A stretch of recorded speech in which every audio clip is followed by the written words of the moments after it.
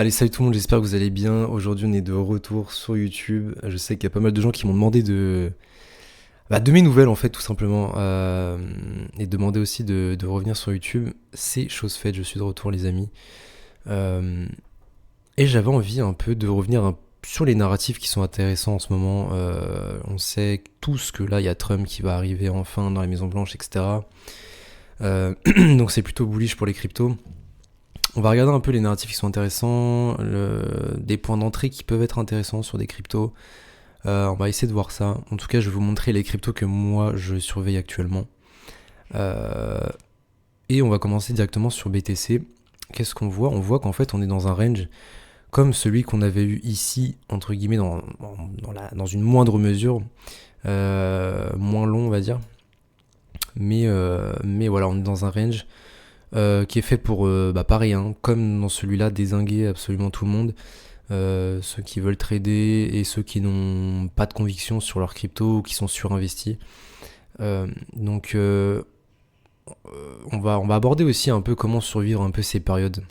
Ça peut être intéressant. Déjà, première règle, je pense que qui va être intéressant, c'est de jouer en fait les bad range. On va vouloir investir que des montants dont on n'a pas besoin, dont on est prêt à perdre. Et on va les investir en bad range sur les cryptos quand il y a des capitulations. Typiquement, là, on va se retrouver sur Kikat et on va directement pouvoir constater que on est sur une crypto où dans les bad range, il y a de la capitulation. On est descendu jusqu'au 0,0023, donc 22 millions de market cap. Et dès que BTC est remonté, on a tout de suite vu presque un x2 sur Kikat. Donc en fait, si vous êtes encore sur le côté et que vous avez des USDC qui dorment et que voilà, vous respectez votre risk management, il y a moyen de faire des bons coups, d'investir sur des capitulations, sur des moments de peur. On le voit ici sur Kikat. Ça peut être intéressant. On est revenu en fait, retest on va dire ce range d'accumulation qu'on avait là pendant le gros range des 49 000 sur BTC. Donc on a des niveaux qui sont très intéressants et on se positionne plutôt correctement pour la suite du bull run. Donc là c'était des très très bons niveaux sur Kikat. Ensuite on va se retrouver sur SBR, Strategic Bitcoin Reserve. C'est le même coin justement de ce mouvement en fait de tous les pays qui veulent adopter une réserve stratégique de Bitcoin. Qu'est-ce qu'on peut constater? J'en ai un peu parlé dans le groupe. D'ailleurs, je vais sûrement réouvrir le groupe, mais au public, donc à tout le monde. Il sera 100% gratuit. Ça peut être intéressant. Et en fait, on voit quoi? On voit que notre petit SBR, du coup, déjà le narratif est hyper intéressant. Pourquoi? Parce que on sait que ce qui va être important sur les meme coins, c'est d'avoir un mind share, c'est-à-dire que on veut qu'il y ait un maximum de personnes qui parlent, qui spéculent sur ce meme coin. Et quoi de mieux qu'un meme coin sur la stratégique Bitcoin Reserve, On voit qu'il y a Trump qui en parle, on voit qu'il y a des sénateurs, etc. aux US, les États qui veulent s'y mettre, on voit qu'il y a des gens de différents pays, des politiciens de différents pays qui veulent en adopter. Donc on est sur un narratif qui est constamment au devant de la scène. Et qu'est-ce qu'on voit? On voit qu'ici, on était dans un range d'accumulation et qu'on a enfin un breakout. On a fait un odd range, donc ça c'était considéré comme le odd range. On l'a breakout, on l'a cassé. On peut potentiellement revenir retester, ça va dépendre de BTC aussi. BTC à mon avis, il y a encore un peu de temps de consolidation, etc. Moi je suis pas pressé. Mais c'est plutôt bullish parce qu'en fait on voit qu'il y a des gros wallets qui étaient en train d'accumuler ici. On avait des prix très intéressants. Pour vous dire, moi j'ai un prix moyen de 0,72, quelque chose comme ça. J'ai un peu le seum parce que le soir où j'ai voulu investir, le prix a pump. Du coup, de base, je visais un petit 0,60, tu vois, quelque chose comme ça. Mais on a un 0,72. En vrai, c'est plutôt correct. On va pas cracher dessus. Là, on est déjà en. Si je me mets à 0,72, on est déjà voilà, en x2,5. Donc ça reste propre. Sachant que je vise un ATH et plus potentiellement. La chart est plutôt belle. On va voir ce que ça a donné pour la suite. Mais si on réintègre le range d'accumulation, je pense que SBR est un meme coin qui peut être intéressant à ajouter dans son portefeuille. Encore une fois, on gère son risque, bien évidemment. Mais si on réintègre le range et qu'on fait un bad range, ça peut être une bonne entrée, clairement. On voit que ça pump assez violemment. Donc là en 24 heures on est sur un 80%, il y a du volume. Et en fait plus on va avancer vers l'investiture de Trump avec Elon Musk, etc., plus je pense que SBR va faire de volume et va partager du mindshare, enfin va provoquer du mindshare. Donc c'est plutôt intéressant. On voit qu'il y a du volume, c'est cool. Et on va continuer, on va justement rester un peu dans ce narratif Elon Musk-Trump qui va être plutôt intéressant. Et j'avais envie de vous parler aussi d'une autre crypto. J'avais envie de vous parler de Dogecoin. J'en ai pas parlé sur le groupe, tout simplement parce que j'étais pas rentré dessus. Ici, c'était un très très bon moment pour rentrer. Grosse accumulation ici, c'est carrément latéral quoi. Et après, on est venu, alors si on avait réussi à choper le bas, voilà, il y avait déjà x4 à faire, donc c'est assez impressionnant.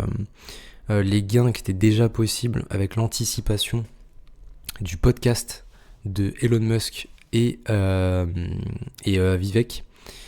Deux personnages qui vont être importants pour la suite du bull run. Encore une fois, on préfère investir à l'avance sur ce genre de meme coin, histoire de ne pas se faire sell the news. Mais ici, hyper intéressant. Si on retrouve des prix, admettons, dans cette range-là, ça peut être intéressant aussi, pourquoi pas. Donc à voir ce que ça va donner pour la suite. Mais actuellement, c'est pas vraiment le bon moment pour entrer dessus. Dans le sens où moi je préfère, alors je suis partisan d'avoir vraiment un point d'entrée qui est entre guillemets parfait, même s'il n'y a rien de parfait, mais un point d'entrée qui est vraiment bon. Et là je ne trouve pas que c'est un point d'entrée qui soit vraiment incroyable, tout simplement. Ensuite j'avais envie de vous parler de cette crypto, j'en ai parlé pour le coup sur le groupe. Et en fait on est sur un meme coin qui s'est fait scam, donc il y a le dev qui a vendu tous ses tokens et qui a fait dump la chart. On est sur une chart qui a explosé. Pareil, toujours dans une anticipation de ce narratif Elon Musk, Vivek, donc Head of Doge. Un narratif qui va forcément pouvoir nous procurer des gros gains. Et donc on avait le même coin de Vivek et qui était monté à, il me semble, 20 millions de market cap, quelque chose comme ça. C'était monté très rapidement. Et en fait on s'est fait scam. Donc moi j'étais rentré... je sais plus, j'étais pas rentré, j'avais pas une entrée de fou.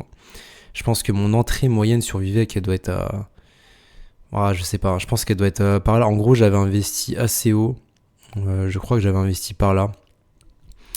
Et dans la chute, ensuite, j'avais dû investir au peut-être 2-3 millions de market cap. Donc ensuite, on est allé à 0, on voit qu'en fait, ils ont fait un CTO. Et je pense que le même coin, donc je n'ai absolument rien vendu mes tokens, il me reste des miettes, mais je ne vends pas mes miettes. Pourquoi je ne vends pas mes tokens? Parce que je pense que ce CTO peut revivre en fait. Je pense que le token peut revivre et nous refaire une hausse. Si on regarde les top wallets, ici, en fait, il y a des gens qui ont accumulé, qui n'ont absolument rien vendu. On voit ici qu'il y a des milliers d'accumulés dans ces prix ces prix qui sont à 400 000 de market cap. Donc en fait les top wallets n'ont rien vendu. Les top wallets sont en train d'accumuler.